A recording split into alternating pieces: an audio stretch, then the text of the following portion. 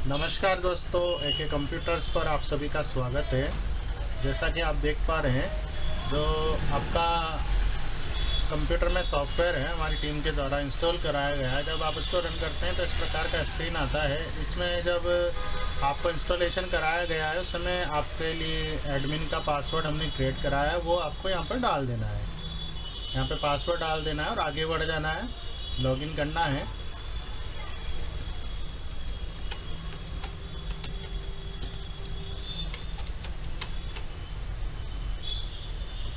इस तरह से आपका सॉफ्टवेयर लॉगिन हो जाता है।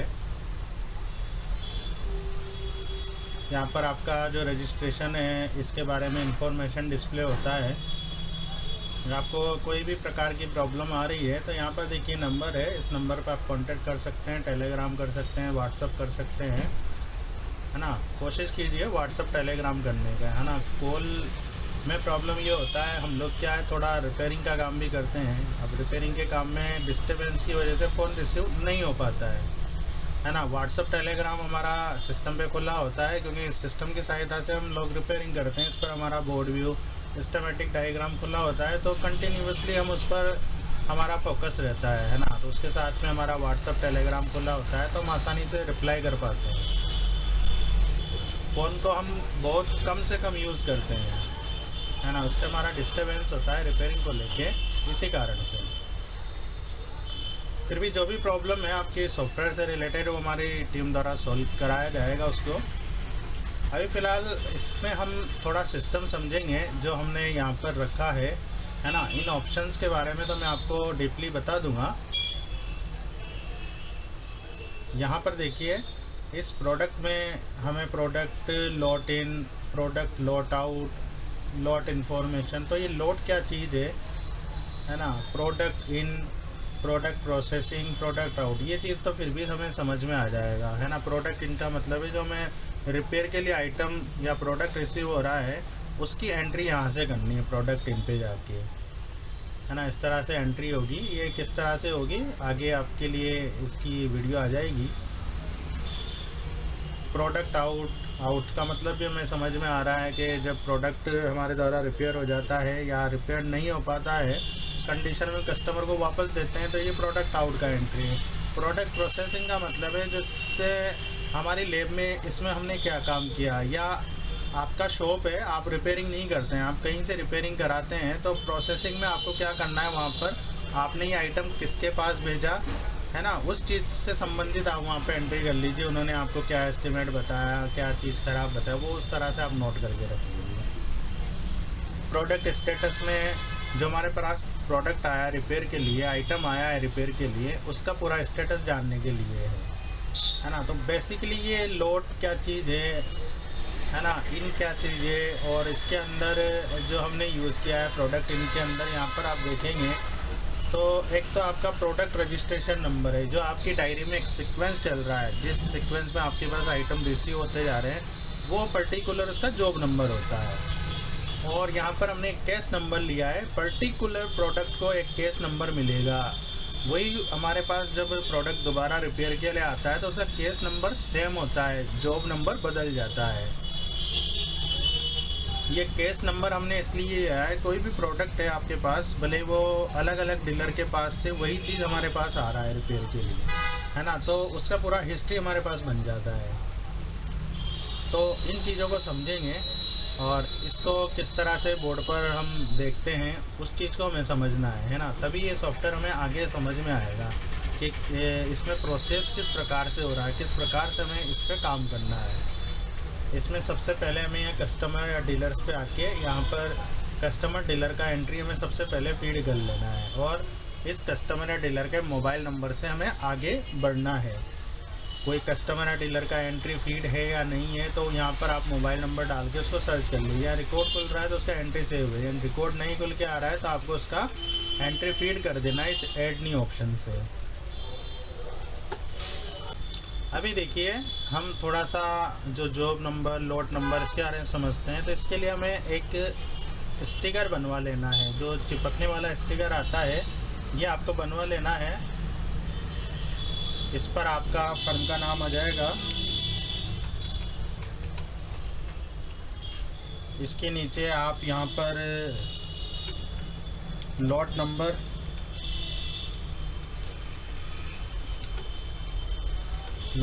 लिख लीजिए। इसके नीचे आपको जॉब नंबर लिख लेना है। इसके नीचे आपको केस नंबर लिख लेना है। इसके नीचे रिसीव डेट,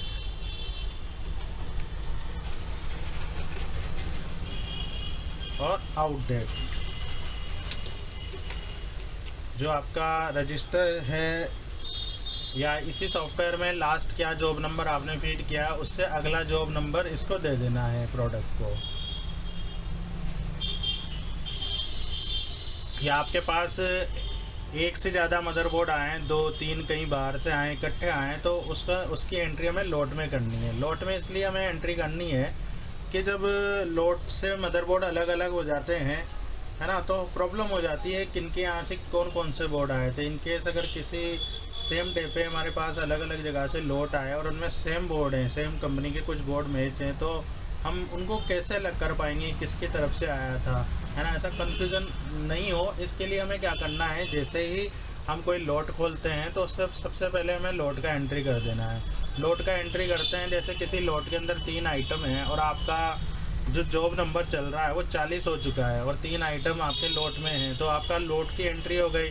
उस लोट की एंट्री में आपको बता देगा कि इन जो 3 प्रोडक्ट है इनका जॉब नंबर 41 से 43 होगा। तो आपको ये जो स्टिकर है ये उस पर चिपका के उसके पीछे आपको जॉब नंबर डाल देना है, 41, 42, 43, और लॉट नंबर में जो आपने लॉट फीड किया वो नंबर डाल दीजिए। तो जब इस पूरे प्रोडक्ट को आप रिपेयर कर लेंगे तीनों आइटम को, तो ये तीनों आइटम वापस हमारे लोट में आ जाएंगे। इस लोट को हम आउट करेंगे। आउट में लोट आउट करने से मतलब जैसे बाहर से आया तो उसको जब आउट किया तो हमने किस माध्यम से उसको आउट किया, कौन सी कुरियर से भेजा, उसका ट्रैक नंबर क्या था, वो इन्फॉर्मेशन भी हमारे पास फीड रहेगा कि हमने आपका आइटम इस कुरियर से लगाया है ना। वो इंक्वायरी भी लेते हैं तो हम हमारे सिस्टम में देख के उनको बता सकते हैं इन प्रोडक्ट का क्या क्या चार्जेस वगैरह हुआ है, वो सब कुछ हम बता सकते हैं ना। सब कुछ हम उनको पहले एस्टिमेट देंगे, उसके बाद रिपेयर करेंगे। ये सब सिस्टम है। केस नंबर होने से मतलब है जैसे आपके पास से कोई प्रोडक्ट आया है ना, वो प्रोडक्ट पे आपने 1 मंथ का रिपेयर का वारंटी दिया, अगर वो 15 दिन में ख़राब हो जाता है और प्रॉब्लम सेम रहती है ना, एक तो होता है प्रॉब्लम सेम, एक होती है प्रॉब्लम डिफरेंट। जैसे नो डिस्प्ले में आया तो आपने नो डिस्प्ले उसका बना दिया, 15 दिन बाद वो डेड हो जाता है, तो वो प्रॉब्लम अलग है।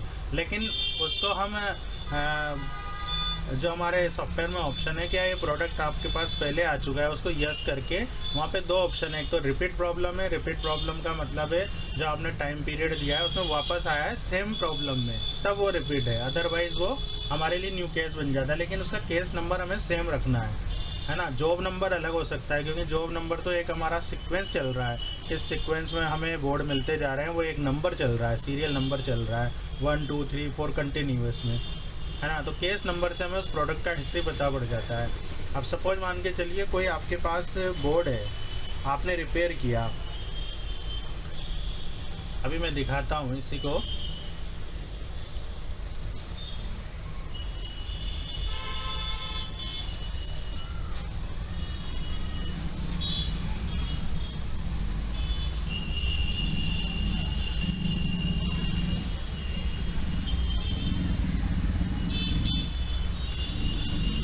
जैसे डेस्कटॉप का मदरबोर्ड आप देख पा रहे हैं, ये डेस्कटॉप के मदरबोर्ड में पीछे देखिए एक एंट्री वाला स्टिकर यहाँ पर चिपका हुआ है। इस पर देखिए AK कंप्यूटर्स, ये ब्लैंक स्टिकर है, इस पे डेट, इस डेट को रिसीव हुआ। लोट में आता है तो लोट नंबर आपको एंट्री कर देना है। यहाँ जॉब नंबर है तो जॉब नंबर हमने डाल दिया है, ये इसका केस नंबर है ना। ये आउट डेट कितनी तारीख को हम आउट करेंगे, तो दोबारा जब ये आएगा तो ये पीछे स्टिकर हमें मिल जाएगा, है ना। या फिर आप मार्कर से लिख सकते हैं इस पर, है ना, 1 या 2 जगह एंट्री कर सकते हैं। तो जब ये दोबारा आएगा तो इस स्टिकर को देख के ये इस केस नंबर से हम इसका जॉब नंबर का पता लगा लेंगे, है ना। तो इसकी एंट्री हम कर लेंगे इस तरह से बना लेना है। मार्कर से भी लिख सकते हैं।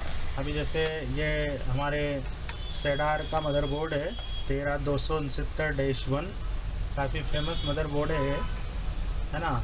तो देखिए इस पर मैंने कई जगह एंट्री कर रखा है मार्कर से। एक ये मेरा केस नंबर है 0371 जो इस पर लगा हुआ है ना, ये मेरा केस नंबर है। ये कई जगह इस पर एंट्री है, देखिए ये देखिए ये डेट लगा हुआ है। इस डेट को मुझे रिसीव हुआ था, है ना। अब इसमें प्रॉब्लम क्या था, इसके अंदर देखिए 7B प्लस नो डिस्प्ले का प्रॉब्लम था।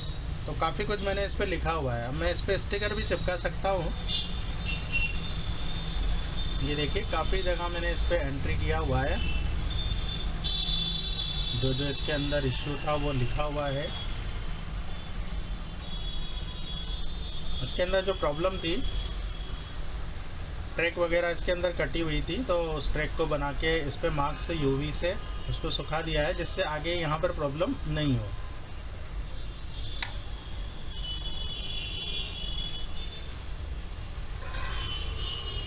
तो इस तरह से लिख देना है। अब ये मान के चलिए अभी किसी डीलर के पास से आया, अब दोबारा मुझे किसी दूसरे डीलर के पास से आता है, तो मेरे पास इसका हिस्ट्री बन जाता है। इससे पहले उस डीलर के पास आया था केस नंबर देने से।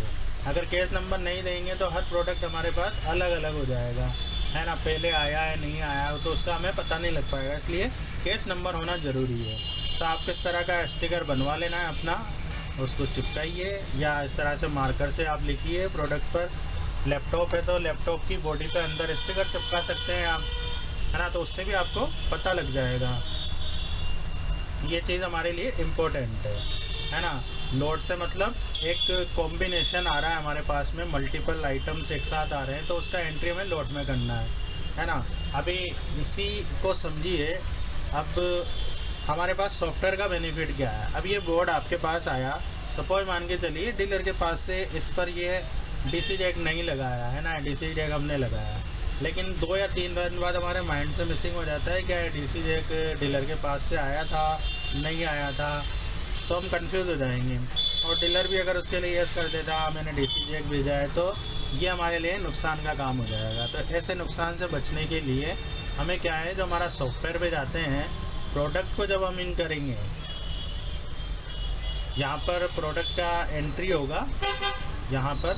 अब इसके लिए हमें थोड़ा सीक्वेंस से आना पड़ेगा, है ना। यहाँ पर मोबाइल नंबर डालना है कस्टमर का, डीलर का, उसके बाद में उसको सर्च कराना है।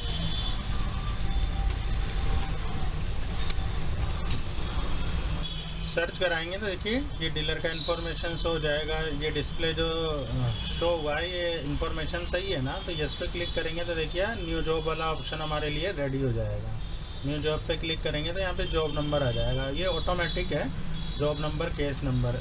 इन केस अगर ये प्रोडक्ट पहले रिपेयर आया है तो जब हम यस पे क्लिक करते हैं तो यहाँ पे 2 ऑप्शन में से एक ऑप्शन सेलेक्ट करना है, और यहाँ पर हमें उस प्रोडक्ट का पुराना जो केस नंबर है वो डाल देना है। वो हमसे पूछेगा, है ना, तब हमें वो पुराना केस नंबर यहाँ पर इंटर कर देना है।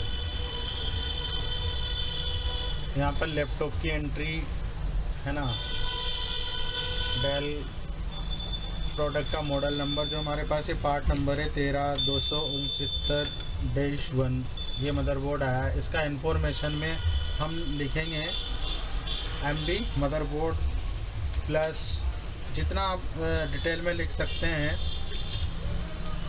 मदरबोर्ड फैन प्लस रैम भी आया है इसमें। अब रैम जितना GB है आप साथ में लिख लीजिए, 4 GB है तो 4 GB लिख लीजिए, है ना। इसके साथ में DC जैक आया है तो हमने DC जैक की एंट्री कर दी, है ना। नहीं आया है तो चार्जर भेजा है तो चार्जर की एंट्री कर दीजिए। जो भी है वो आपको एंट्री कर देना है। जितना ज़्यादा से ज़्यादा आप लिखेंगे आपके लिए फ़ायदेमंद होगा। यहाँ पर देखिए इसके प्रॉब्लम क्या है, जैसे नो पावर ऑन में आया है ना। इसको जब हम DC से कनेक्ट कर रहे हैं तो डेड है, कम्प्लीटली डेड है। और भी कस्टमर जो बोलता है वो आपको यहाँ पर एंट्री कर लेना है। इसके बाद में इसको कंफर्म करके सेव कर देना है, तो ये इन्फॉर्मेशन हमारे पास सेव हो जाएगा। तो यही इन्फॉर्मेशन है। देखिए ज़्यादा कुछ एंट्री नहीं किया है, मोबाइल नंबर डाला है और यहाँ पर इतना सा हमने इसको टाइप किया है केवल, है ना। तो 3 या 4 कॉलम हमने बनाया है, बस उसके अंदर ही हमने एंट्री किया है, बस ज़्यादा एंट्री पोर्शन नहीं है। और यहीं से इसकी जॉब शीट को आप प्रिंट दे सकते हैं, जिसको आगे आपको बता दिया जाएगा। तो इजी टू यूज़ है सॉफ्टवेयर, है ना। अभी इसके दूसरे ऑप्शंस के बारे में भी हम जानेंगे। फ़िलहाल हमने यहाँ से एडमिन लॉगिन करके हमारा जो एडमिन का नाम है और पासवर्ड है ये हमने इसमें फीड कर दिया है। अब इस एडमिन के नाम या पासवर्ड में कोई चेंज करना चाहते हैं तो यहाँ पर एडिट ऑप्शन से हम आगे बढ़ जाएंगे, है ना। एडिट ऑप्शन पे क्लिक करेंगे तो ये हमारे से ओल्ड पासवर्ड मांगेगा, तो यहाँ पर हमें ओल्ड पासवर्ड दे देना है। ये ओल्ड पासवर्ड को वेरीफाई किया, देखिए अभी चेंज होने का ऑप्शन है। आप नाम भी चेंज कर सकते हैं, मैं नाम यहाँ पर चेंज कर देता हूँ, पासवर्ड भी मैं यहाँ पर चेंज कर देता हूँ। तो ये देखिए हमारा सक्सेसफुली चेंज हो गया है। अभी इसको क्लोज करते हैं, फिर से इसको लॉगिन करते हैं।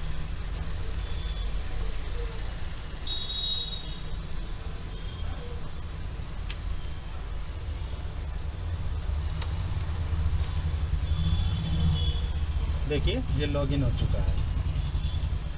यहाँ पर इनेबल रिस्टोर, डिसेबल रिस्टोर, यहाँ पर देखिए ये बैकअप और रिस्टोर वाले इसमें आएंगे तो create database folder, create backup database folder, data restore, data backup, है ना। तो जो रिस्टोर ऑप्शन है इसको चालू करने के लिए आपसे पासवर्ड मांगेगा, यहाँ से इनेबल रिस्टोर के थ्रू ये ऑप्शन चालू होगा। अभी मेरे सिस्टम में ये चालू है ना, लेकिन आपके सिस्टम में ये डिसेबल होगा। तो इसको इनेबल करने के लिए हमें यहाँ से ज़रूरत पड़ेगा। इसको इसलिए चालू नहीं कर रखा है, आपने किसी ऑपरेटर को बिठा दिया है और उसने गलती से डाटा रिस्टोर कर दिया है और आपने 4 या 5 दिन से जो काम किया और बैकअप नहीं लिया है, तो इन केस क्या होगा, 4 या 5 दिन पुराना जो डेटा था वो हमारे सिस्टम में रिस्टोर हो जाएगा। वो रिस्टोर हो गया तो 4 या 5 दिन में जो आपने काम किया है वो आपको नहीं मिलेगा, है ना। तो डाटा की जिम्मेदारी हम नहीं लेते हैं, डाटा की जिम्मेदारी आपकी है, क्योंकि डाटा क्या है, वायरस की वजह से करप्ट हो सकता है, सिस्टम फाइल डैमेज हो सकता है, किसी भी कारण से वो करप्ट हो सकता है। तो आपको इसका रेगुलरली बैकअप भी लेना है, और जहाँ ही हमारा सॉफ्टवेयर इंस्टॉल है, जो हमारा डाटाबेस वहाँ पे फोल्डर है, उस पूरे के पूरे फोल्डर को किसी दूसरी जगह पर, हार्ड ड्राइव की दूसरी जगह पे इसको सुरक्षित रखिए, पेन ड्राइव में उसका बैकअप रखिए, है ना। ये जिम्मेदारी आपकी है, डेटा की जिम्मेदारी हमारी नहीं है। हमारे सॉफ्टवेयर के माध्यम से जो आप इसमें डेटा दे रहे हैं वो डेटा आपके डेटाबेस में जाके सुरक्षित सेव हो जाता है, इतना हमारी जिम्मेदारी है, लेकिन उसको सुरक्षित रखना आपकी जिम्मेदारी है ना। तो उसको 2 या 3 जगह आप बैकअप रखिए, उसका कंटिन्यूसली बैकअप लीजिए, तो किसी प्रकार के में प्रॉब्लम नहीं होगी। इसके बाद में यहाँ पे शॉप का इन्फॉर्मेशन हमें फीड करना है, जो हमारा फर्म है, हमारी शॉप है, रिपेयर सेंटर है, इसका नाम हमें यहाँ पे फीड कर देना है और इसको सेव कर देना है। आज के लिए इतना ही रखते हैं। Thanks for watching.